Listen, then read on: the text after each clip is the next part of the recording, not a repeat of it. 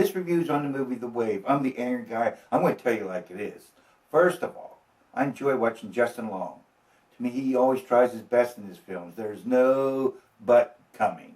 I personally think Justin Long is a cool guy in real life, and he is hip. Well, I know hip's a old word, but meaning he's up to date with the news, technology, and how to treat people. In fact, my true test of an actor is watching them on a game show, if I get a chance. Seen Justin on the New to Tell the Truth television show several times, and he did not disappoint.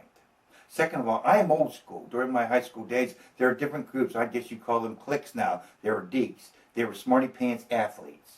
The Strawberry Hill Gang.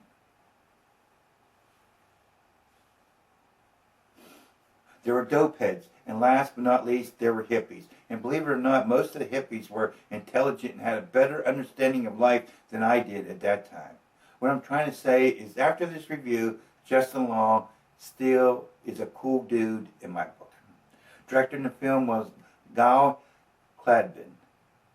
Couldn't find too much about Mr. Cladben, but I give him recognition for having the guts to direct this bold film. The film showed me two things about Mr. Cladben. He was given a chance to create a film, and he went balls out, no matter the consequences. The cast in the film was Justin Long as Frank, an ambitious insurance lawyer who is a company man. Donald Faison as Jeff, Frank's best friend. Cody Winter as Natalie, Jeff's hookup.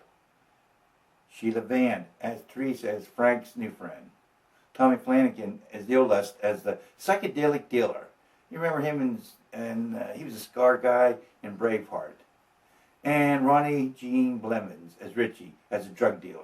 The film The Wave 2020 is classified as sci-fi fantasy. I agree with that. The film is about Frank, a successful insurance lawyer whose only objection is to please his boss by screwing over clients so he will get a promotion. Frank worked on a case and found a loophole that will save the company a lot of money. Of course, Frank's boss is ecstatic and will definitely endorse a substantial raise for Frank. Knowing he has to give a summation of his findings to the members of the board, Frank plans to go home and study that night for his report for tomorrow. But Jeff, Frank's best friend, a single young man, teased and kind of bullied Frank to celebrate his upcoming promotion before tomorrow. Unfortunately, Frank decides against his better judgment and to go out and partay that night. A Tuesday night. Whoa! How the rest of the film proceeded was like Justin said at the beginning of the film. It's like waking up from a dream and don't know where you're at any given time in the movie. Probably all the cool people will say this film was a good movie. The acting was spot on. Photography was outstanding. There was a great screenplay, A+ for originality, and it showed a different perspective of the meaning of life.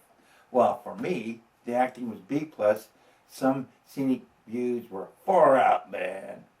Not so original screenplay, but I do give the director credit for doing such a daring film. I don't like constantly going back between reality and fantasy during the film. Got tired of trying to keep up with what was going on. Not to influence anyone, I will say 3 words of what I think this film was all about. The Yellow Submarine. Would I suggest to watch this film? I'm an old guy, man. Out of 10, I give this film a 6.6. That's a D+ in my world. Thank you for your comments. And I will definitely break down and look into a Mike G, man. Thank you. Can I tell you a secret?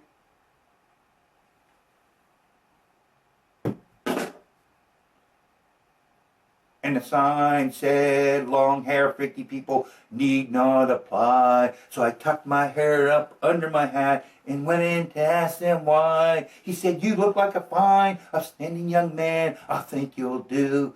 I took off my hat and I said, imagine that. Me working for you. Sign, sign, everywhere, sign.